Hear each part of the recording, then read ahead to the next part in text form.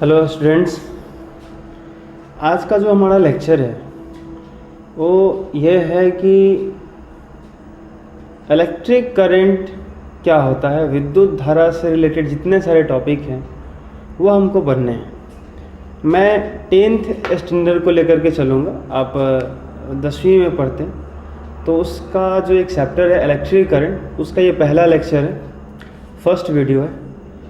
तो इसमें हम लोग इलेक्ट्रिक करंट चैप्टर का नाम है तो वहीं से शुरू कर सकते थे, लेकिन इसके लिए कुछ बेसिक बातों को, कुछ मूलभूत बातों को जान लेना आवश्यक है।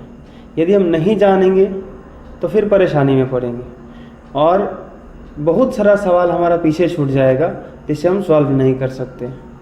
तो ये सारी चीज़ें जब आप 12th में जाएंगे तो बताई जाती हैं, लेकिन मेरा एक छोटा सा प्रयास है कि आप इन सब चीज़ों को भी जानें और समझने का प्रयास करें। ठीक है, तो चलिए स्टार्ट करते हैं। सबसे पहले इलेक्ट्रिक एंड चार्ज, जो विद्युत या आवेश जो होता है, विद्युत और आवेश, और दूसरा क्या है इलेक्ट्रिक फील्ड, विद्युत क्षेत्र, ये क्या होता है। तो सबसे पहले हम लोग बात करेंगे इलेक्ट्रिक अर्थात चार्ज के विषय में बात करेंगे कि ये क्या होता है।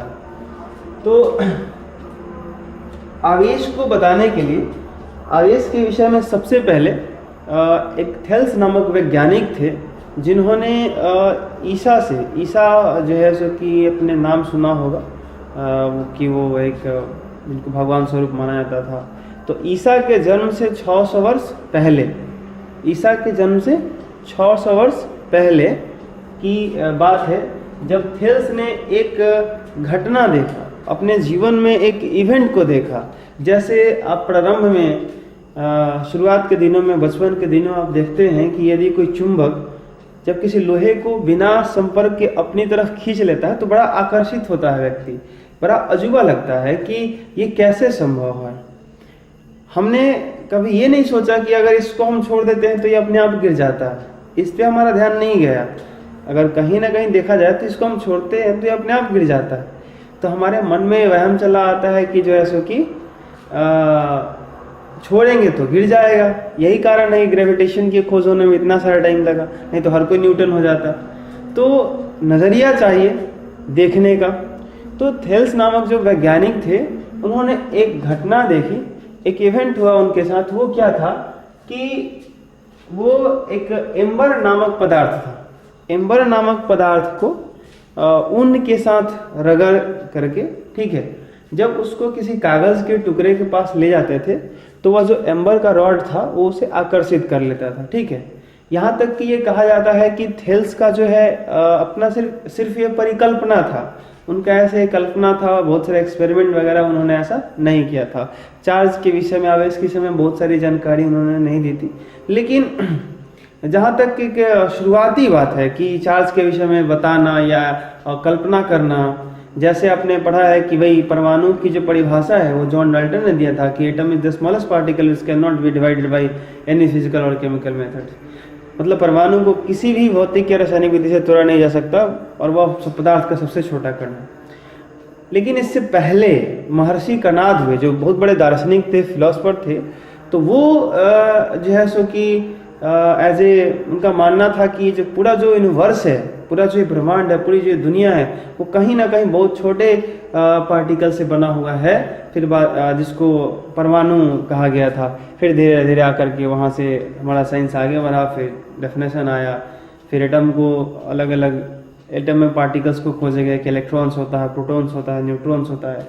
तो तरह तरह के बहुत सारे पार्टिकल्स उसके अंदर हमको पाए गए। सबके विषय में एक एक करके पढ़ते जाते हैं। तो यहाँ पे ईसा के जन्म से लगभग 600 वर्ष पूर्व, ठीक है, ईसा के जन्म से लगभग 600 वर्ष पूर्व यूनानी दार्शनिक, ये भी एक फिलोसफर थे, दार्शनिक थे, जो एम्बर नामक पदार्थ को ऊन से रगड़ने पर उसमें हल्की वस्तुओं को आकर्षित करने का गुण उत्पन्न हो जाता था। तो जैसे कागज के हल्के हल्के टुकड़े हैं या और भी कोई चीज हल्की है तो उसको आकर्षित करने लगता था वो एम्बर का जो छड़ हुआ करता था। तो इस तरह की घटनाएं उनके जीवन में घटी। तो आश्चर्यचकित करने वाली बात हो जाती है कि आखिर ये कैसे हो रहा है। ठीक है, तो वो घटना उनको हैरान परेशान करी। फिर उसी तरह की कुछ घटना जो एक और साइंटिस्ट हैं साइंटिस्ट नहीं, इंग्लैंड के एक चिकित्सक हैं, एक डॉक्टर थे, डॉक्टर विलियम गिलबर्ट ने, जो 16वीं शताब्दी के आसपास देखा गया था। इनके बुक्स में पढ़ा गया था, इन्होंने अपने बुक्स में चार्ल्स के विषय में या उस तरह की घटना के विषय में कि जब दो चीज़ों को रब करते हैं तो फिर वो छोटे हल्की वस्तुओं को, छोटी वस्तुओं को आकर्षित करता है, अट्रैक्ट करता है। फिर उसके बाद जैसे कि 1646 ईस्वी में थॉमस ब्राउन जो हैं, ये भी एक साइंटिस्ट हैं, तो इन्होंने भी ऐसी कुछ घटनाएं देखी और अंततः जहाँ से पूरी कहानी शुरू होती है, पूरी कहानी प्रारंभ होती है बेंजामिन फ्रैंकलिन से, कि भाई 1750 में, यहाँ पे सन 1750 में अमेरिकी वैज्ञानिक बेंजामिन फ्रैंकलिन ने स्पष्ट रूप से एक एक्सपेरिमेंट किया जो काफ़ी फेमस भी रहा, और वहाँ से चार्जेस को बताया और चार्जेस को दो रूपों में कैटेगराइज भी किया, उसको वर्गीकृत भी किया और बताया कि भाई एक पॉजिटिव होता है, एक निगेटिव होता है, कौन पॉजिटिव होगा, कौन निगेटिव होगा, इस तरह से उन्होंने नामकरण किया था। तो बेंजामिन फ्रैंकलिन ने किया क्या था कि एक ग्लास का रॉड था,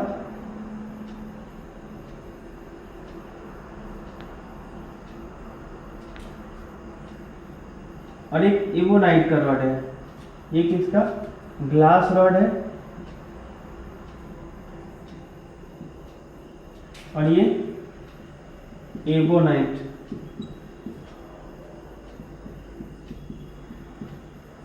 का रॉड है। ठीक है, तो एक ग्लास का रॉड है, एक एबोनाइट का रॉड है। इन दोनों रॉड को आपस में रगड़ दिया गया, आपस में पूरा रब कर दिया गया। जब आपस में रगड़ दिया गया, रब कर दिया गया और इन दोनों को अलग अलग रख दिया गया, तो यह देखा गया कि ये दोनों रॉड एक दूसरे को अट्रैक्ट कर लेते थे, ये दोनों एक दूसरे को खींचते थे। ठीक है, तो फिर से एक दूसरा ग्लास का रड और एक दूसरा एम्बर का रड, उन्हें भी आपस में रगड़ा गया। कहीं ऐसा ना हो कि वो कुछ विशेष प्रकृति का पदार्थ है तो उसके साथ होगा, कहीं दूसरा ग्लास रॉड करके देखते हैं। तो एक ग्लास रॉड, फिर एबोनाइट रॉड, फिर उसको रगड़ा गया, फिर देखा गया फिर से अट्रैक्शन हो रहा है। तो उनको ऐसा लगा कि भाई ग्लास और एम्बर के रड में क्या हो रहा है कि जब इन दोनों को रगड़ा जा रहा है तो रगड़ने के बाद इन दोनों में कुछ विशेष गुण उत्पन्न हो रहा है, जिसके कारण ये दोनों एक दूसरे को आकर्षित कर रहे हैं, क्योंकि बिना रगड़े ये दोनों एक दूसरे को आकर्षित नहीं करते थे। तो हो ये रहा है कि जब दोनों रॉड को एक दूसरे के साथ रगड़ रहे हैं तो रगड़ने के बाद उन रॉड में कुछ परिवर्तन आ रहा है। जाहिर सी बात है कि परिवर्तन नहीं आएगा तो ये क्यों अट्रैक्शन करेंगे, जब पहले जैसे ही रहेंगे रगड़ने के बाद भी तो अट्रैक्ट करेंगे ही नहीं, आकर्षण होगा ही नहीं। तो ये बड़ा फैक्ट बात था कि भाई जब दो रॉड को आपस में रगड़ा जाता था तो उनके प्रॉपर्टी में, उनके बिहेवियर में चेंजेस जाते थे, परिवर्तन आता था और एक नया तरह का प्रॉपर्टी, एक नया तरह का बिहेवियर डेवलप होता था उन रॉड के बीच में, जिसके कारण वो दोनों एक दूसरे को अट्रैक्ट करते थे, आकर्षित करते थे। ठीक है, तो यहाँ पे इसी तरीके से और भी पेयर लिए गए और भी जोड़े लिए गए। जैसे मैं यहाँ लेता हूँ, फिर से ये ग्लास रॉड है और फिर से जो है यहाँ पे एबोनाइट का रॉड है। ठीक है, इन दोनों का आपस में भी आकर्षित किया गया, रब किया गया। अब क्या किया गया, एक जोड़ा ये है और एक जोड़ा ये है, दो पेयर हैं। अब दोनों इसको आपस में रगड़ा गया, यहाँ आपस में रगड़ा गया, और इसका जो ग्लास रॉड है और इसका जो ग्लास रॉड है, इन दोनों को एक साथ लाया गया तो देखा गया कि ये दोनों एक दूसरे को विकर्षित कर रहे हैं, धकेल रहे हैं, ये आकर्षित नहीं हो रहे हैं। तो फिर से ये नए तरह का अजूबा था। पहले आकर्षण हो रहा था इन दोनों में रगड़ने के बाद, और रगड़ने के बाद इन दोनों में विकर्षण होने लगा। फिर से क्या किया गया, फिर से एक जोड़ा इन दोनों को रगड़ा गया, फिर से दूसरे जोड़े इन दोनों को रगड़ा गया, फिर एम्बर वाला एवोनाइट रॉड एवोनाइट को पास लाया गया। फिर देखा गया कि दोनों एवोनाइट के छड़ रगड़े जाने के पश्चात एक दूसरे को विकर्षित कर रहे हैं, एक दूसरे को दूर धकेल रहे हैं। तो लगा कि जिस तरह का ग्लास रॉड के बीच विकर्षण हो रहा है, उसी प्रकार से एवोनाइट रॉड के बीच विकर्षण हो रहा है। तो दो बातें सामने आई कि इन दो ग्लास और एवोनाइट के बीच आकर्षण हो रहा है, और ग्लास के बीच या एवोनाइट के बीच विकर्षण हो रहा है। तो समान प्रकृति के जब छड़ हैं, ग्लास ग्लास, तो इन दोनों के बीच क्या हो रहा है, विकर्षण। और एवोनाइट एवोनाइट समान प्रकृति क्या है, तो क्या है, विकर्षण। और एक ग्लास का था, एक एवोनाइट का था, तो दोनों अलग अलग मटेरियल है, दोनों अलग अलग पदार्थ है, तो उनके बीच क्या हो रहा था, आकर्षण। ठीक है, तो इससे स्पष्ट हो गया कि इसका जो बिहेवियर है और इसका जो बिहेवियर है ये एक दूसरे के विपरीत है, उल्टा है। ठीक है, तो इन दोनों को रगड़ने के पश्चात, इन दोनों को रगड़ने के पश्चात इनमें जो नया गुण उत्पन्न हो रहा था, इनका जो नया प्रॉपर्टी डेवलप हो रहा था, उसको बेंजामिन फ्रैंकलिन ने चार्ज कहा। क्या कहा, चार्ज कहा। अब रगड़ने के बाद हमको पता है आज के टाइम में कि एटम जो होते हैं वो इलेक्ट्रॉन प्रोटॉन न्यूट्रॉन से बने होते हैं। उसमें जो इलेक्ट्रॉन्स होता है, जब दो चीजें रगड़ खाते हैं तो एक एटम का इलेक्ट्रॉन निकल के दूसरे एटम में चला जाता है, जिसके कारण एक पे पॉजिटिव आ जाता है, एक पे नेगेटिव आ जाता है। तो आज का साइंस काफी आगे आ गया है, लेकिन हम शुरुआती दौर की बात कर रहे हैं जहां से ये सारी कहानियां प्रारंभ हुई थी। ठीक है, तो इन दोनों को रगड़ने पर जो इनका जो नया बिहेवियर, नया गुण, नया प्रॉपर्टी जो डेवलप्ड हुआ था, नया गुण जो उत्पन्न हुआ था, उस नए गुण को बेंजामिन फ्रैंकलिन ने चार्ज कहा। ठीक है, और एक को पॉजिटिव चार्ज कहा और एक को नेगेटिव चार्ज। पॉजिटिव किसको बोला, तो ग्लास रॉड पे जो चार्ज आया था उसको उन्होंने पॉजिटिव बोला। ठीक है, और जो एवोनाइट रॉड पे था उसको उन्होंने नेगेटिव बोला। ठीक है, एक पे पॉजिटिव एक पे नेगेटिव। ठीक है, ये प्रारंभ की बातें हैं, इसमें ऐसा कुछ कॉन्सेप्ट नहीं था उस टाइम कि भाई यहाँ से इलेक्ट्रॉन गया उस पे इलेक्ट्रॉन गया, यहाँ से इलेक्ट्रॉन इस पे, ऐसा कुछ भी कॉन्सेप्ट नहीं था उस टाइम। क्योंकि आप सही से देखोगे कि इलेक्ट्रॉन का जो डिस्कवरी है, प्रोटॉन का डिस्कवरी है, तो इलेक्ट्रॉन प्रोटॉन न्यूट्रॉन इन सब की जो डिस्कवरी है फंडामेंटल पार्टिकल्स की, इनका 18वीं 19वीं शताब्दी की कहानी है। और ये जो है सो कि आप देख लो इनकी कहानी कब की है, 1750। तो इनके टाइम में इलेक्ट्रॉन प्रोटॉन न्यूट्रॉन का डिस्कवरी नहीं था, तो फिर हम ये सोच ही नहीं सकते थे कि इलेक्ट्रॉन एक रॉड से दूसरे रॉड पे गया है या दूसरे रॉड से पहले वाले रॉड पे आया है। ठीक है, तो यहाँ दोनों को आपस में रगड़ा गया। रगड़ने के पश्चात इन दोनों के गुणों में परिवर्तन आया, अर्थात एक नए तरह का गुण उत्पन्न हुआ, एक नए तरह का प्रॉपर्टी डेवलप हुआ।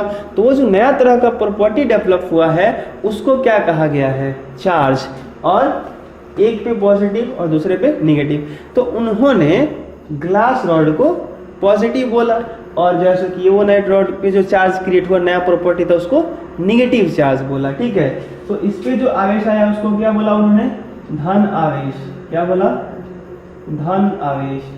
और जो एवोनाइट के रॉड पे आया उसको उन्होंने बोला ऋण आवेश, यानी कि नेगेटिव चार्ज।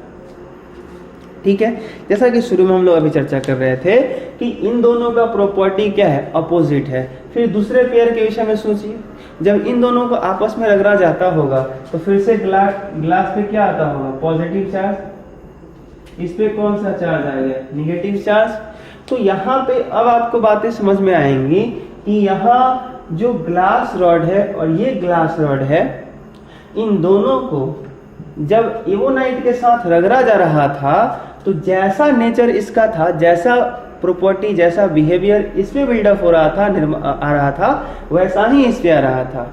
तो जो चार्ज यहाँ पे है वही चार्ज यहाँ पे है, जो प्रॉपर्टी इसका है वही प्रॉपर्टी इसका है।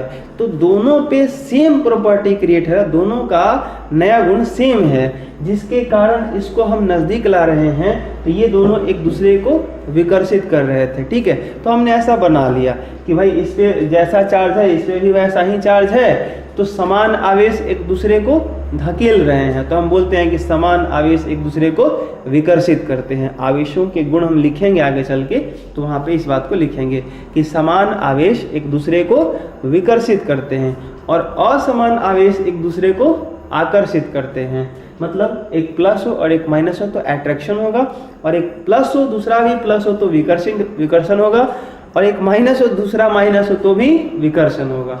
मतलब सेम होगा तो विकर्षण रिपल्सन, और अपोजिट होगा तो अट्रैक्शन आकर्षण। ओके, तो यहाँ पे लगा कि ये दो टाइप का प्रॉपर्टी डेवलप्ड हो रहा है, दो प्रकार के चार्जेस क्रिएट हो रहे हैं। तो दो ही तरह के क्यों? 3 तरह के भी हो सकते थे, 4 तरह के भी हो सकते थे, चार्जेस 2 टाइप के ही फिर क्यों? तो इस एक्सपेरिमेंट को यहीं तक नहीं रोका गया, आगे इस एक्सपेरिमेंट को काफ़ी हद तक बढ़ाया गया।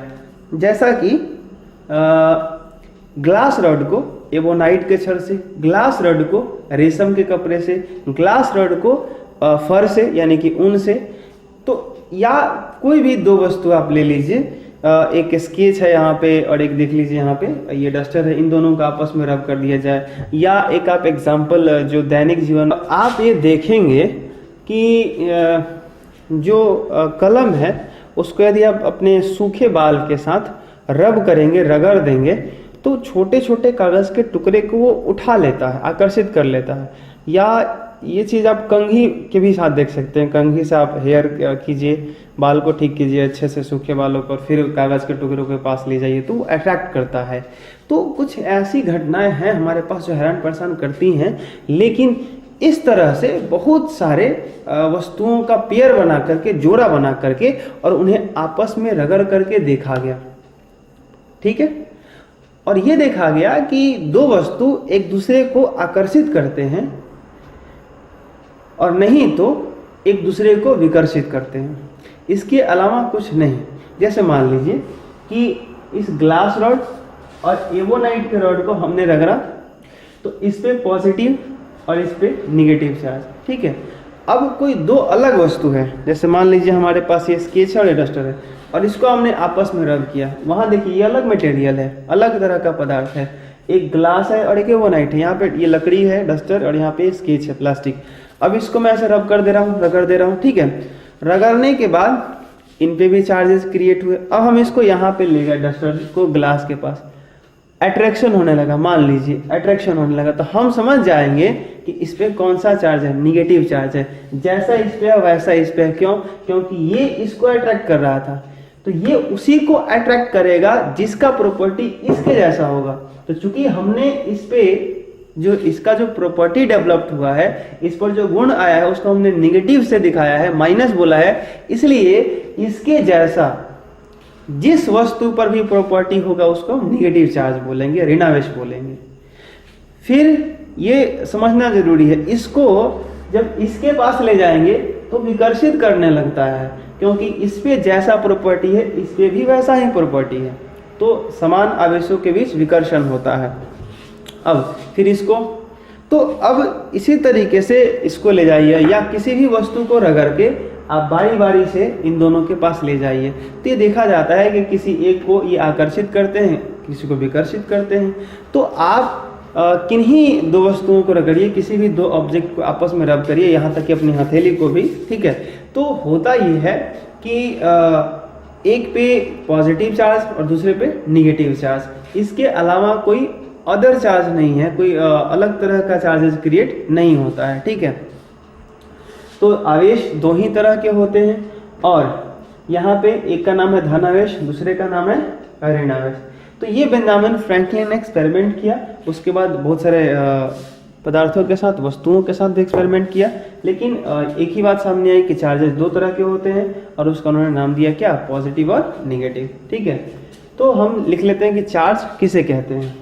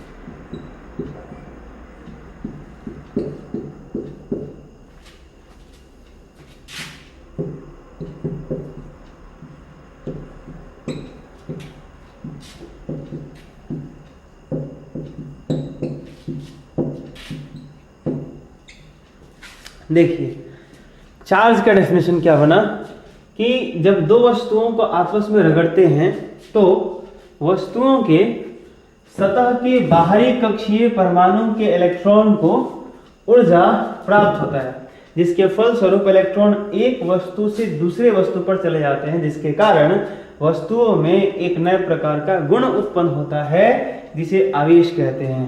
जैसे बेंजामिन फ्रैंकलिन के अनुसार यदि देखा जाए और थोड़ा सा इसमें मॉडर्न कॉन्सेप्ट को ऐड किया जाए तो होता क्या है कि ये जो ग्लास रॉड है, क्या है, ये जो ग्लास रॉड है और ये जो एवोनाइट का रॉड है, ठीक है, ये किसका रॉड है, एवोनाइट रॉड। तो इन दोनों को जब आपस में रगड़ा जाता है, आपस में रब किया जाता है, तो इसके जो सरफेस पे एटम्स होते हैं, इसके सतह पे जो एटम्स होते हैं उसके इलेक्ट्रॉन्स की जो एनर्जी होती है बढ़ जाती है। और आपने थोड़ा सा ये पढ़ा होगा कि अगर कोई परमाणु है, आपने केमिस्ट्री में बात पढ़ी है तो अच्छी बात है, नहीं तो आप जान लीजिए, अगर कोई परमाणु है और उसकी एनर्जी जब बढ़ती है, ठीक है, तो जो इलेक्ट्रॉन्स होते हैं वो अंदर से बाहर निकल के आते हैं, या अगर यहाँ पे और भी ऑर्बिट है तो अंदर वाले ऑर्बिट से बाहर वाले ऑर्बिट में जाते हैं, अगर बाहर वाले ऑर्बिट में है तो इससे और बाहर चले जाएंगे। तो इलेक्ट्रॉन्स की एनर्जी जो है सो कि बढ़ती है तो वह न्यूक्लियस से बाहर की तरफ मूव करते हैं, आगे निकल जाते हैं। तो यहाँ पर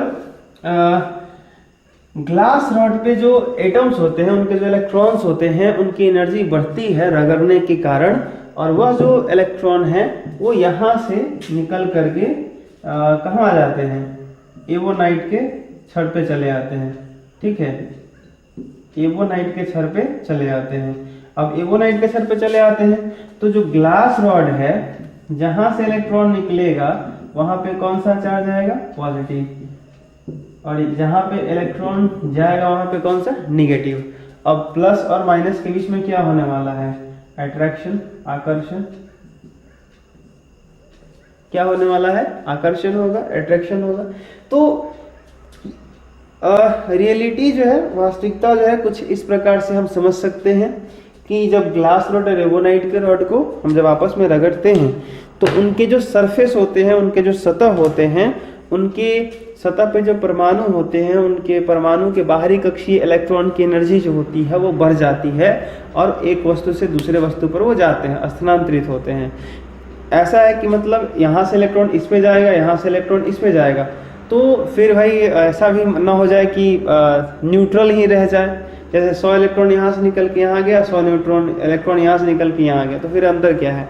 तो ये चीज़ें अनबैलेंस हो जाती हैं। जब हम दो वस्तुओं को रगड़ते हैं तो 100 यहाँ से गया और 500 यहाँ से आ गया, तो हम क्या बोलेंगे कि 100 यहाँ से गया, 500 यहाँ से आ गया, तो सीधा बोलिए कि यहाँ से 400 इस पे आया है, यहाँ से इलेक्ट्रॉन गया ही नहीं है। तो वही कहने का तात्पर्य है यहाँ पे कि ग्लास रॉड से इलेक्ट्रॉन्स जो है एवोनाइट के रॉड पे जाते हैं, और जहां से इलेक्ट्रॉन निकलता है वहां पे पॉजिटिव चार्ज क्रिएट होता है, और जहां पे इलेक्ट्रॉन जाता है वहां पे नेगेटिव चार्ज, ठीक है। यहाँ पे एक चीज ध्यान रखिएगा कि इलेक्ट्रॉन के पास जो एनर्जी आती है वो एनर्जी आती कहाँ से है, ठीक है। हम जब दो वस्तुओं का आपस में रगड़ते हैं तो उनके पास एनर्जी कहाँ से आती है, उनका एनर्जी बढ़ कैसे जाता है, वो परमाणु को छोड़ के बाहर क्यों निकल जाते हैं, तो एनर्जी के कारण। लेकिन वो जो एनर्जी आती है, तो एक law of conservation of energy है कि energy can neither be created nor be destroyed. ऊर्जा का न तो निर्माण होता है और ना ही उसका विनाश होता है। This is the law of conservation of energy. यही है ऊर्जा के संरक्षण का सिद्धांत। वो सिर्फ एक रूप से दूसरे रूप में परिवर्तित होता है, सिर्फ फॉर्म चेंज करता है। एनर्जी फॉर्म चेंज करता है, रूप बदलता है, वो डिस्ट्रॉय नहीं होता, बर्बाद नहीं होता, खत्म नहीं होता, और ना ही उसको बना सकते हैं। ना ही हमारे हाथ में है कि हम एनर्जी बना लें, और ना ही हमारे हाथ में है कि वो उसे समाप्त कर दें। हम उसका फॉर्म चेंज कर देते हैं, एक रूप से दूसरे रूप में कर देते हैं। मैकेनिकल एनर्जी को हीट एनर्जी में, फिर हीट एनर्जी को मैकेनिकल में, फिर उसको साउंड एनर्जी को लाइट एनर्जी में, लाइट एनर्जी को साउंड। तरह तरह का कन्वर्सेशन है, मतलब या ट्रांसफॉर्मेशन है कि एक को दूसरे में, दूसरे को फिर पहले वाले में, एक को दूसरे में, दूसरे को तीसरे में। तो ये सब थोड़ा सा कंफ्यूज कर जाएंगे, इसलिए मैं रहने देता हूँ। आप इस बात को समझिए कि एनर्जी को सिर्फ फॉर्म चेंज कर सकते हैं, रूप बदल सकते हैं। जैसे आपने 9th में थोड़ी सी पढ़ी होगी कि पोटेंशियल एनर्जी और काइनेटिक एनर्जी का जो कन्वर्टेशन है, अपने 9th में पढ़ा होगा। कैसे, याद कीजिए कि एक यहाँ पे धागा है और धागा से यहाँ पे एक पत्थर बांधा हुआ है। अब ये पत्थर को आप ऐसे हिला के छोड़ दीजिए, तो यहाँ पे लेकर के जाइएगा तो हाइट आएगा, हाइट आ जाएगा, तो पोटेंशियल एनर्जी mgh आ जाती है। जैसे ही इसको छोड़िएगा तो ये लटकता हुआ ऐसे आएगा और फिर इधर चला जाएगा। तो सोचिए कि यहाँ से जब ये चलता है तो उसकी हाइट धीरे धीरे कम होती है। जब हाइट कम होती है तो पोटेंशियल एनर्जी घटती है, mgh, हाइट कम, पोटेंशियल एनर्जी कम हो जाती है। तो पोटेंशियल एनर्जी कम होती है, लेकिन क्या एनर्जी बर्बाद हो गई? नहीं। जब वो कम होती है तो उस वक्त उसके पास मोशन है, गति में है, तो उस पॉइंट पे उसके पास काइनेटिक एनर्जी होती है। तो नीचे आने के कारण जितना पोटेंशियल एनर्जी कम हुआ है, उस पॉइंट पर उतना ही काइनेटिक एनर्जी आ गया है। यहाँ पे अगर देखा जाए तो ऐसे आके बॉल यहाँ आ गया तो हाइट 0 हो गया, तो पोटेंशियल एनर्जी 0 हो गई। लेकिन जब यहाँ से आएगा तो सोचिए इसके पास एक स्पीड होगा, अच्छा खासा स्पीड होगा, और यहाँ पे जो काइनेटिक एनर्जी है उतना होगा जितना यहाँ पे पोटेंशियल एनर्जी था। मतलब यहाँ का पूरा पोटेंशियल एनर्जी यहाँ पे काइनेटिक एनर्जी में बदल चुका है। पोटेंशियल एनर्जी 0 हो गया हाइट के कारण, लेकिन काइनेटिक एनर्जी तो यहाँ पे है। अब यह जैसे जैसे ऊपर जाएगा स्पीड कम होगा, मतलब काइनेटिक एनर्जी कम हो रहा है, बर्बाद नहीं हो रहा है, लेकिन हाइट बढ़ रहा है, धीरे धीरे हाइट बढ़ रहा है। तो हाइट बढ़ रहा है तो पोटेंशियल एनर्जी बढ़ रहा है। तो काइनेटिक एनर्जी पोटेंशियल एनर्जी में चेंज कर रहा है, फिर पोटेंशियल एनर्जी काइनेटिक एनर्जी में चेंज कर रहा है, फिर काइनेटिक एनर्जी पोटेंशियल एनर्जी में चेंज कर रहा है, और फिर पोटेंशियल एनर्जी काइनेटिक एनर्जी में चेंज कर रहा है। तो इस तरीके से यह लगातार एनर्जी का ट्रांसफॉर्मेशन चलते रहता है, एक रूप से दूसरे रूप में, दूसरे से पहले वाले में।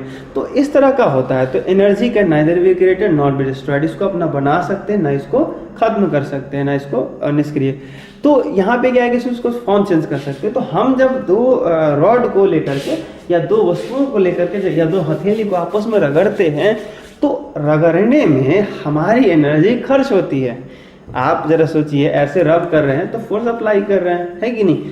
फोर्स लगातार आप वर्क कर रहे हैं इस पे, तो वर्क कर रहे हैं तो आपकी एनर्जी लॉस होगी। अब आपकी एनर्जी लॉस होगी तो एनर्जी क्या आ गई? लॉस करके खत्म हो गई क्या? नहीं, वो एनर्जी जो आपने काम किया है उसका जो हिस्सा है वो इसके अंदर, वो एनर्जी इसके रगड़ने के अंदर यहाँ बीच में आया, और वो किस में कन्वर्ट किया? हीट एनर्जी में, उष्मीय ऊर्जा में। वह उष्मीय ऊर्जा क्या हो, किसको मिला? इलेक्ट्रॉन को मिला। इलेक्ट्रॉन ने लेकर के क्या किया? अपनी एनर्जी बढ़ाई और ऑर्बिट से निकल के बाहर चला गया। बाहर कहाँ चला गया? एक वस्तु से दूसरे वस्तु पे चला गया। अब एक वस्तु से दूसरे वस्तु पे गया तो जहां से निकला होगा वहां प्लस आएगा, और जहां पे गया होगा वहां माइनस आ जाएगा, जिसके कारण दोनों पे चार्ज डेवलप्ड हो गया, आवेश उत्पन्न हो गए। और जब आवेश उत्पन्न हो गए तो वे एक दूसरे को आकर्षित करने लगे। तो इस तरीके से चार्ज डेवलप्ड होता है दो वस्तुओं को आपस में रगड़ने पर। तो चार्ज होता क्या है एक्चुअली, कि जब हम दो वस्तुओं को आपस में रगड़ते हैं तो उनके सतह पर, वस्तुओं के सतह के बाहरी कक्षीय इलेक्ट्रॉन जो होते हैं उनकी एनर्जी बढ़ जाती है, जिसके फलस्वरूप इलेक्ट्रॉन एक वस्तु से दूसरे वस्तु पे स्थानांतरित हो जाते हैं, चले जाते हैं, जिसके कारण वस्तुओं पर आवेश उत्पन्न होता है, जिसके कारण वस्तुओं में एक नया गुण उत्पन्न होता है। तो वस्तुओं में एक नया गुण उत्पन्न होता है जिससे ही हम आवेश कहते हैं, चार्ज कहते हैं। वस्तु में जो नया प्रॉपर्टी डेवलप्ड होता है उसी को हम चार्ज कहते हैं। ठीक है, तो ये चार्ज से रिलेटेड था, आवेश से संबंधित था। आवेश से संबंधित जैसे कि अगर आपको ये टॉपिक या इसमें कहीं कन्फ्यूजन हो तो प्लीज़ आप कमेंट करें और बताएं मुझे, ताकि मैं इसको और अच्छे से समझा सकूं। तो मैंने प्रयास किया है, आप इसको समझने का प्रयास कीजिए और इसे कॉपी में लिखिए ज़रूर, सारे डायग्राम्स को बनाइए और इस डेफिनेशन को लिखिए। ठीक है, तो मिलते हैं हम लोग अगले क्लास में कि चार्ज की प्रॉपर्टीज़ के साथ, कि चार्ज का कौन कौन सा प्रॉपर्टी होता है। ठीक है, और क्वांटाइजेशन क्या होता है, क्वांटमीकरण क्या होता है। फिर उसके बाद हम लोग थोड़ा सा कूलम्ब्स लॉ को देख लेंगे। ठीक है, हम लोग 10th में ही पढ़े, लेकिन कूलम्ब्स लॉ भी थोड़ा सा पढ़ लेंगे, जो 12th में पढ़ाया जाता है। यहाँ पे जानकारी अच्छी है, बेसिक है, आप आसान तरीके से समझ जाएंगे। और उसके बाद हम लोग इलेक्ट्रिक फील्ड पे आएंगे, और जब इलेक्ट्रिक फील्ड को हम पढ़ लेंगे तो अंततः हम लोग अपने टॉपिक इलेक्ट्रिक करंट पे आ जाएंगे। तो अभी जो है सो कि बेसिक हम लोग समझने का प्रयास कर रहे हैं। अगर ये बातें आपको समझ में आएंगी तभी जाके आप इलेक्ट्रिक करंट को अच्छे से फील कर पाएंगे और समझ पाएंगे। तो प्लीज़ आप इसे लिखिए और याद करिए। Thank you so much.